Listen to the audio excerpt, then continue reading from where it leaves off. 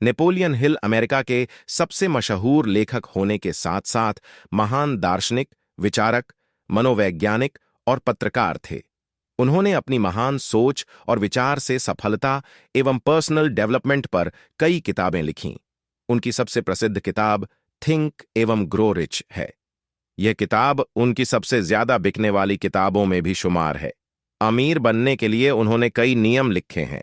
Napoleon Hill का मानना था कि कोई भी व्यक्ति उस क्षेत्र में सफलता नहीं प्राप्त कर सकता है जिसे वह पसंद नहीं करता हो।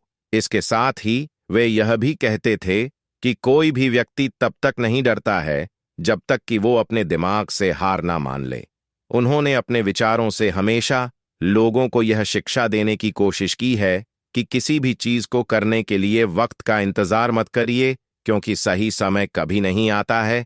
इसलिए जैसे ही विचार आए, व्यक्ति को अपने लक्ष्य को पाने की चाहत में पूरी तरह लग जाना चाहिए।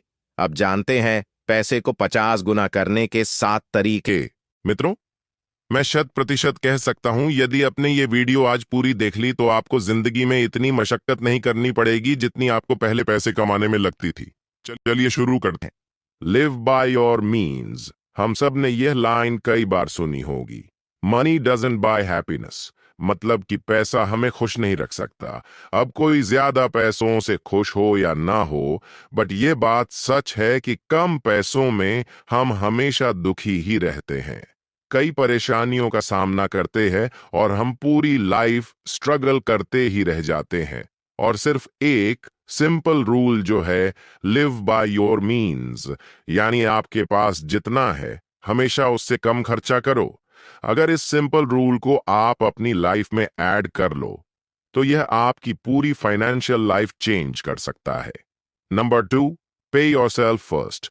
दुनिया में 3 तरह के लोग होते हैं। 1, जो सेव करते हैं। 2, जिन्हें लगता है कि वह कभी सेव ही नहीं कर सकते हैं। 3, जिन्हें लगता है कि उन्हें सेव करने की जरूरत ही नहीं है।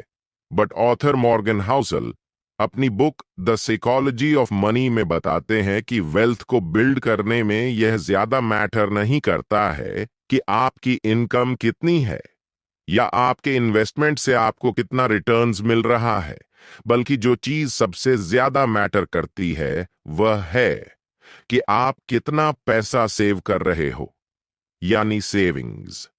अगर आपको लगता है कि वेल्थ बिल्ड करने के लिए आपको और ज्यादा मनी की जरूरत है या आपको ज्यादा से ज्यादा हाई इन्वेस्टमेंट रिटर्न्स चाहिए, तो आप गलत हो। इन्वेस्टमेंट रिटर्न्स आपके हाथ में नहीं है। आपको नहीं पता कि मार्केट में कब क्या हो जाए, आपकी इन्वेस्टमेंट स्ट्रैटेजी काम करेगी या फिर नहीं। बट आपके हाथ में जो है वह है आपकी पर्सनल सेविंग्स, जिस पर आपका 100% कंट्रोल है, जिसे सेव करके आप अपनी वेल्थ जनरेट करोगे। इनफैक्ट कई बार लोग चाहते भी है कि वह सेव करे, बट हर महीने उनके कुछ अनएक्सपेक्टेड खर्चे आ जाते हैं। Number 4, don't work for money. जब रॉबर्ट कियोसाकी 9 साल के थे और जब वह अपने रिच डैड से फाइनेंशियल एजुकेशन लेने गए, तो उनके रिच डैड ने उनसे कहा, ओके, तुम मनी के बारे में सीखना चाहते हो ना? ठीक है, तुम अब मेरे लिए काम करोगे और बदले में मैं तुम्हें फाइनेंशियल एजुकेशन दूंगा। रॉबर्ट ने यह सुनकर हां कर दी।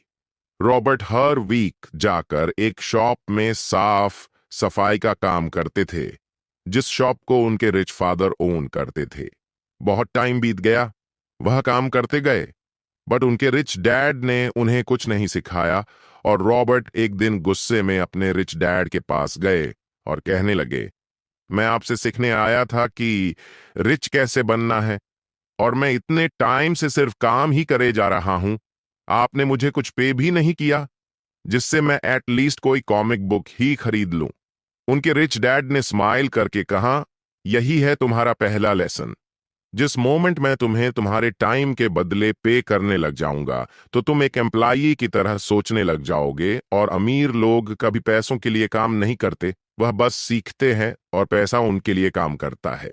इसलिए अपनी एक ओनर मेंटालिटी डेवलप करो। कभी भी ज्यादा पैसों के लालच में ज्यादा काम मत करो। कभी भी एक सिंगल सोर्स ऑफ इनकम पर डिपेंड भी मत रहो और अपने पैसों को काम पर लगाओ। अगर आप किसी भी अमीर आदमी को देखोगे तो उसके पास हमेशा मल्टीपल सोर्सेज ऑफ इनकम होती है।